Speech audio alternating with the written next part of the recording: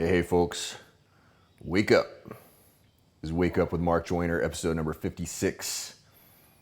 And today we will discuss apologizing for yourself.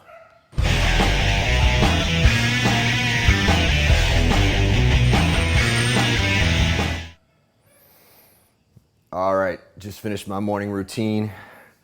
As always, that's why I'm coming out here a little bit sweaty, a little bit hot, feeling pretty good when I come out. This is not my workout, guys. This is just my warm-up. This is how I wake my body up in the morning. I think you should probably do that too. You might want to think about that. If you're just sitting around in the morning, sitting still, cramped up and all tired and tight and all that, you may want to try moving, doing things to make yourself feel good when you wake up. Trust me, it makes a big difference for me. All right, now let's get into this topic here. So, should you apologize for who you are?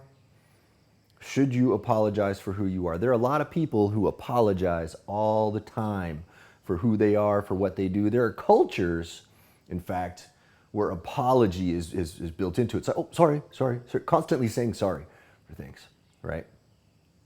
What's it all about, man? What's going on with that, right? And is it necessary?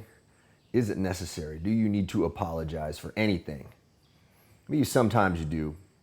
But most of the time, I think we're apologizing for stuff that is not necessary. First, let's ask this question. Well, who are we to begin with? All right. If the question is, should we apologize for who we are? We have to answer the question, well, who are we? It's a very tough question, is it not? I think who we are is a constantly molding and changeable thing, right? Yeah, there may be tendencies. There is the great nature versus nurture debate that has raged through the biological sciences over the centuries. How much of who we are is nature, how much of it is nurture, how much of it is ingrained in us, and how much of it is conditioned, how much of it is based upon how we change ourselves and the influences around us. I think we are probably way more changeable than most people think. We do probably have some ingrained nature, some sort. It is a mystery to all of us.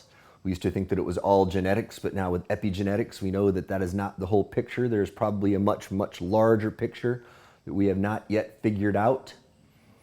We don't know, but I do know that I can change myself, and I also do know that there are things that will make me happy and things that will make me unhappy. So if somebody is asking me to apologize for something that is making me happy, it's probably not such a good thing. Now, let's look at a range of ways people are asking us to do this.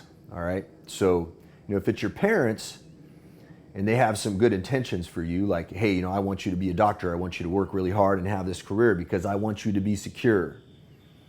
All right. Now, sometimes that's parents projecting their own insecurities and their own impressions of what they think is going to make them look good around their friends upon you and thrusting that upon you. Sometimes that's the case. Sometimes your parents genuinely have your best interest in mind. I don't know your parents. I can't talk about that. And I'm not even a parent. I had parents.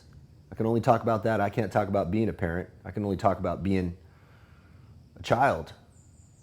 All right? But I see what parents do, and I see the reactions that kids have.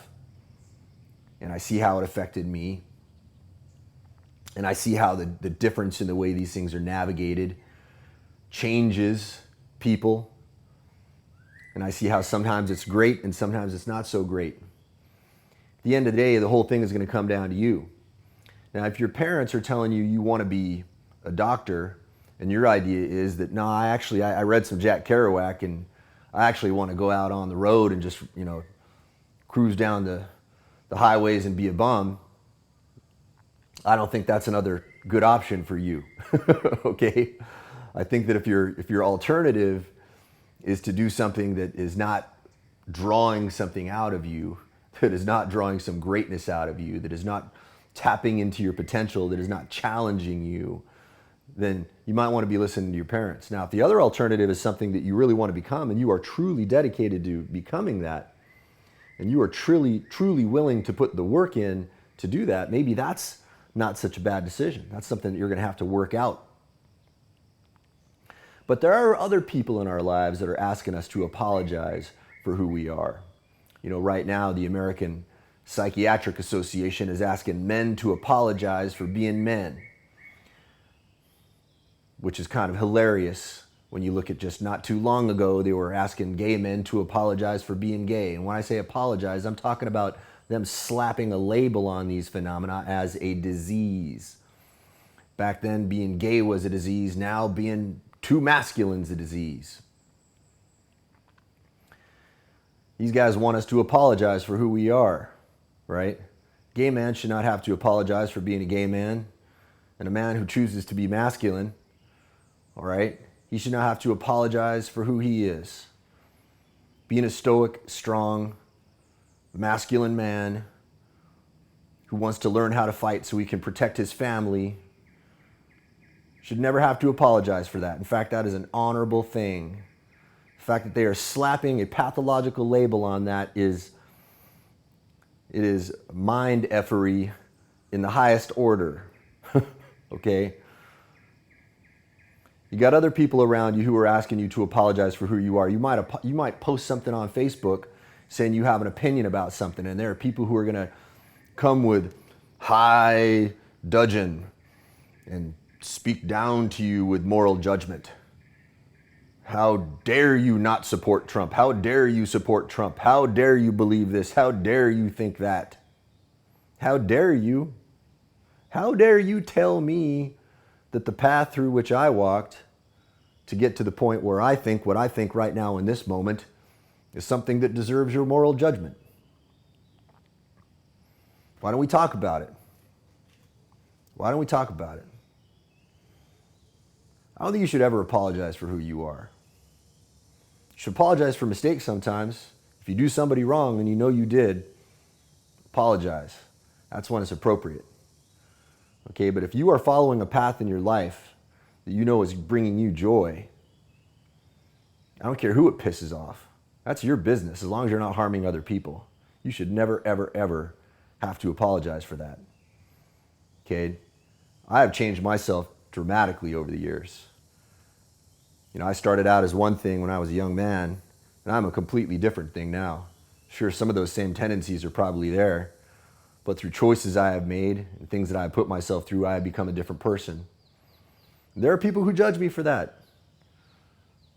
There are people who judge me for getting into fighting, right? Learning how to fight. Oh, that's horrible. It's horrible that you want to learn how to fight. I wonder how horrible they think it would be if I were in their house and somebody came inside to attack us and I chose to defend them. Would it be horrible in that moment that I had chosen to learn how to fight? It's horrible if I learn how to do it so I can inflict suffering upon others. That's horrible. But the act in itself is not a horrible thing. In fact, it's just, to me, it's looking at reality as it is. It's choosing to become functional in the world that we actually live in, not the fantasy world a lot of people are telling us we should be living in. You know, this world where, you know, we should reject standards of masculinity and femininity. We should reject those things completely because those are oppressive notions. There are people who believe that. Okay?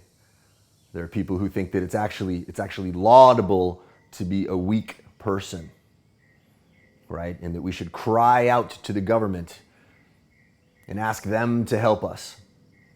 And that teaching people to be self-reliant is horrible.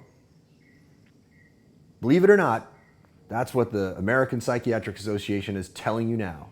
They are telling you that self-reliance is part of toxic masculinity. I've spoken about this before. This is part of a larger phenomenon going on in the world where all of us we're all judging each other for certain things. Okay, don't let that judgment determine your path in life. There's no point in it.